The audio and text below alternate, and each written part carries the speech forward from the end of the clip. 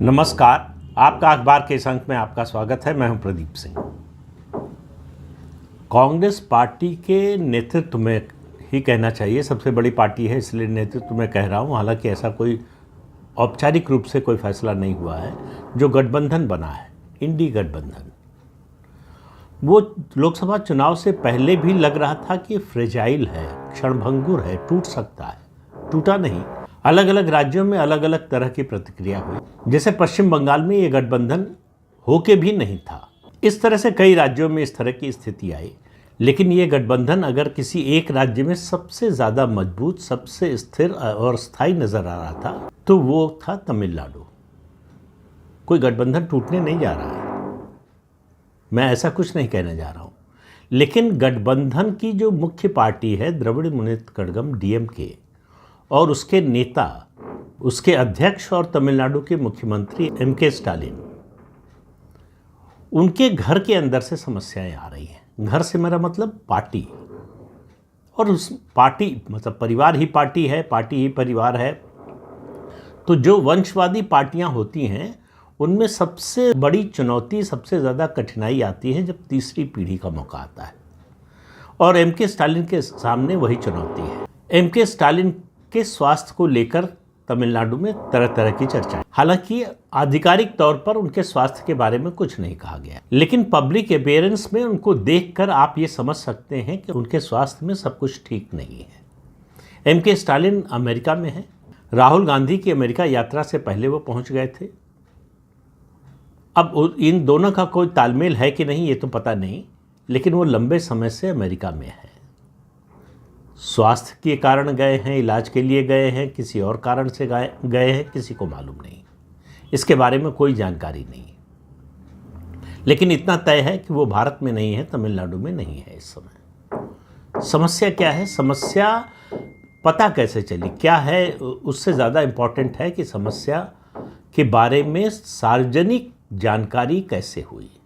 Stalin जब भारत में थे तो तमिलनाडु में एक कोई कार्यक्रम हुआ, सार्वजनिक कार्यक्रम, जिसमें रजनीकांत भी मौजूद थे। रजनीकांत तमिल फिल्मों के सुपरस्टार हैं, आपको मालूम है। और दूसरी बात भी मालूम होगी कि वो करुणानिधि परिवार के बहुत करीबी है, निजी संबंध है परिवार से। उन्होंने एक बात कही, एक नेता का नाम लेकर, द्रमुक के दुरई मुरुगन डीएमके के वरिष्ठ नेताओं में माने जाते हैं, बड़े मजबूत नेता माने जाते हैं।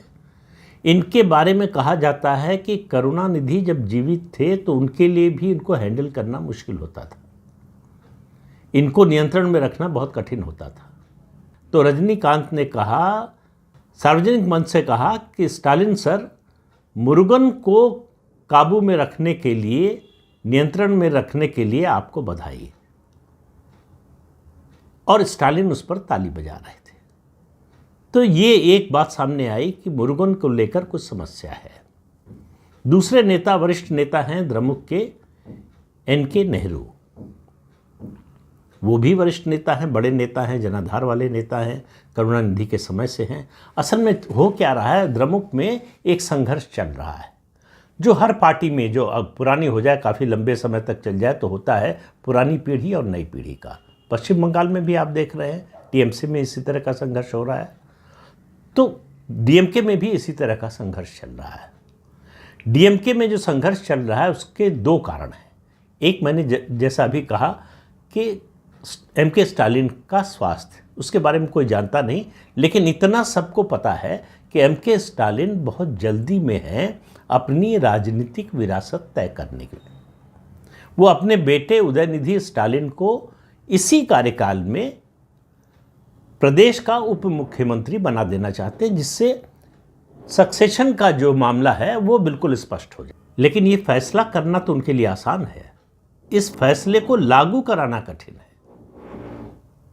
क्यों कठिन है? मुरुगन के ही एक सार्वजनिक बयान से ये बात सामने आई।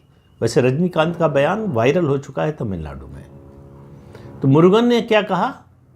मुरुगन ने कहा कि नए लोगों को मौका देना चाहिए, ये अच्छी बात है, लेकिन नए लोगों को तुरंत पद दे देना चाहिए, ये ठीक नहीं है। अब उन्होंने नाम नहीं लिया, ना तो उदयनिधि स्टालिन का नाम लिया, ना और किसी का नाम लिया, लेकिन ये माना जा रहा है कि सीधा सीधा हमला उदयनिधि स्टालिन को लेकर था, उनको डिप्टी चीफ मिनिस्टर बनाने के बाद। ये डिप्टी चीफ मिनिस्टर बनाने की कोई औपचारिक घोषणा नहीं हुई है, ये एमके स्टालिन की ओर से ये खबर मीडिया में लीक कराई गई पानी की थाह लेने के लिए कि देखें इसका क्या असर होता है, किस तरह की प्रतिक्रिया आती है। तो एमके स्टालिन को पता चला कि पार्टी में जो लोग 15 साल, 20 साल, 25 साल, 30 साल से हैं, करुणानिधि के समय से हैं, उन सब में इसको लेकर विरोध है। उदयनिधि स्टालिन को स्टालिन के सक्सेसर के रूप में नहीं देखना चाहते। ये वो लोग हैं जो मन से इस बात को स्वीकार करते हैं कि करुणानिधि के वारिस एमके स्टालिन है। वहां कोई समस्या नहीं है, वहां कोई मतभेद नहीं है, वहां कोई विरोध नहीं है। एमके स्टालिन के प्रति उनके मन में बहुत सम्मान है, लेकिन समस्या उसके बाद की है। तो टकराव जो है एमके स्टालिन की इच्छा और संगठन के वरिष्ठ नेताओं की इच्छा, इसके बीच टकराव है। ये टकराव पार्टी के अंदर तक सीमित नहीं है, मतलब इस मुद्दे पर टकराव नहीं, दूसरे मुद्दों पर। दूसरा मुद्दा एक नहीं है, कई हैं। डीएमके के जो सहयोगी दल हैं, आपको मालूम है कि गठबंधन की सरकार है, उसमें सहयोगी दल और खास तौर से कांग्रेस समय समय पर कुछ कुछ इस तरह का बोलते रहे। अभी हाल ही में कार्ति चिदम्बरम, जो पी चिदम्बरम के बेटे हैं, उन्होंने द्रमुक सरकार के खिलाफ बयान दिया। तो तमिलनाडु की राजनीति में इस पर कोई आश्चर्य नहीं व्यक्त किया गया, कांग्रेस समय समय पर ऐसा करती रहती है।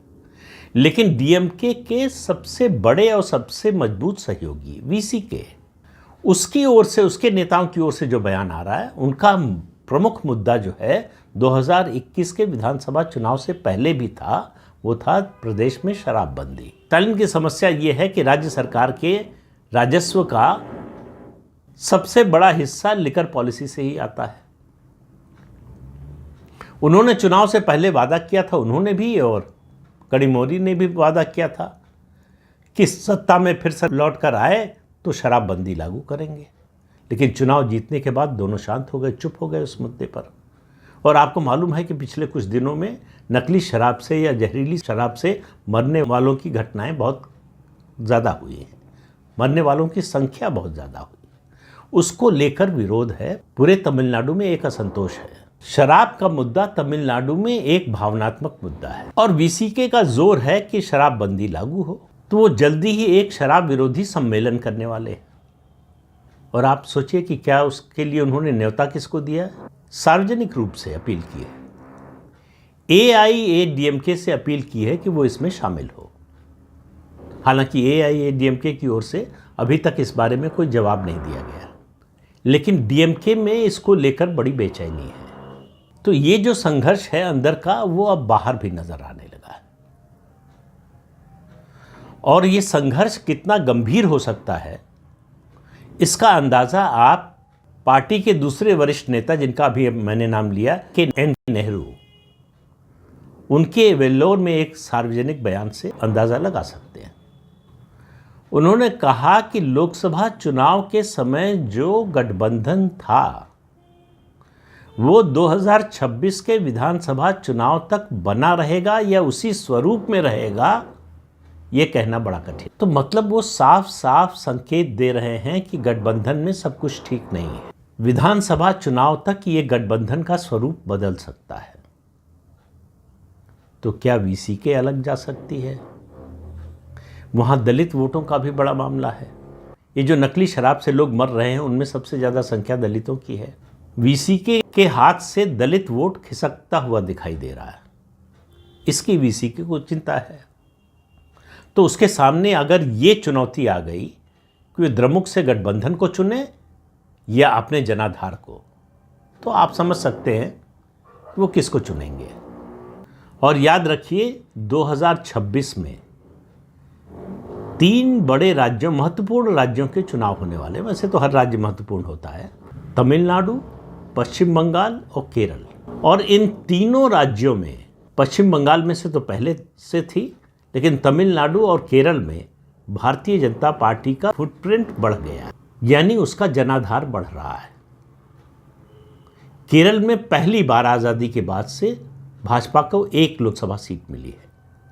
इससे पहले का जो इतिहास है उसमें एक बार सिर्फ वो एक विधानसभा की सीट तिरुवनंतपुरम की जीतती थी। उसके अलावा कोई जीत हासिल नहीं हुई थी, न विधानसभा न लोकसभा। तमिलनाडु में उससे सीट तो कोई नहीं मिली, लेकिन उसका वोट शेयर बढ़ा है। और तमिलनाडु में भारतीय जनता पार्टी के लिए सबसे अच्छी स्थिति ये है, जो राज्यों में हर जगह हर पार्टी के लिए चुनौती होती है, स्टेट लीडरशिप। विश्वसनीयता वाला नेता, जनाधार वाला नेता और प्रभावशाली नेता, जनता जिसको सुनने को तैयार हो। मानने की बात तो बाद में आएगी। तो अन्नामलाई के रूप में तमिलनाडु में भारतीय जनता पार्टी को एक राज्य स्तर का नेता मिल गया है और वो बहुत प्रभावी है। तमिलनाडु में भाजपा का जनाधार बढ़ाने में बहुत बड़ा योगदान है और बहुत युवा है। आपको मालूम है कि वो पूर्व आईपीएस ऑफिसर हैं, आईपीएस की नौकरी छोड़कर आए थे। कर्नाटक कैडर के आईपीएस ऑफिसर थे, वहां से इस्तीफा दिया और भारतीय जनता पार्टी में शामिल हुए। हालांकि अभी वो पढ़ाई के लिए जो है फेलोशिप पर लंदन गए हुए हैं। लेकिन जिस तरह की समस्या पश्चिम बंगाल में ममता बनर्जी फेस कर रही है, जनता का आक्रोश और पार्टी के अंदर भी कश्मकश उसी तरह की है उनके यहाँ जिस तरह की डीएमके में है। और जनता का गुस्सा जैसे जैसे बढ़ता जाएगा तृणमूल कांग्रेस और ममता के खिलाफ, पार्टी के अंदर झगड़े बढ़ते जाएंगे। तो तीनों राज्यों की राजनीति बदलती हुई दिखाई दे रही है। विधानसभा चुनाव तय करेंगे कि क्या स्वरूप लेगी, लेकिन इतना आप मानकर चलिए कि आज जो परिस्थिति है, आज जिस तरह का गठबंधन या बिना गठबंधन के पार्टियों की जो स्थिति है, केरल में सीपीआई कांग्रेस के साथ जा सकती है, इस बात की संभावना बन रही है। इंडियन यूनियन मुस्लिम लीग कांग्रेस के साथ कब तक रहेगी कहना मुश्किल है। सीपीएम पूरी ताकत लगा कर रखी सीपीएम ने कि किसी तरह से इंडियन यूनियन मुस्लिम लीग उसके साथ आ जाए। जाएगी कि नहीं पता नहीं। तो तीनों राज्यों में समस्या है और दो राज्यों में, पश्चिम बंगाल और तमिलनाडु में जो पार्टियां हैं सत्ता में, वो इंडी गठबंधन का हिस्सा है। हालांकि पश्चिम बंगाल में ममता बनर्जी औपचारिक रूप से कागज पर तो इंडी गठबंधन की सदस्य हैं, लेकिन वो बाकी दो पार्टियां जो इंडी गठबंधन की हैं पश्चिम बंगाल में, कांग्रेस और सीपीएम, उनके साथ किसी भी हालत में जाने को तैयार नहीं। उनको वो भाजपा से बड़ा अपना दुश्मन मानती है। तो इसलिए पश्चिम बंगाल में जो होगा उससे कांग्रेस को कोई खतरा नहीं है, कोई बड़ा परिवर्तन नहीं होने वाला है। केरल में अगर स्थिति बदलती है तो खतरा सीपीएम के लिए हो सकता है। तो केरल में अगर इंडियन यूनियन मुस्लिम लीग सीपीएम में नहीं जाती है तो केरल से कांग्रेस के लिए अच्छी खबर है। लेकिन सबसे बुरी खबर तमिलनाडु से है।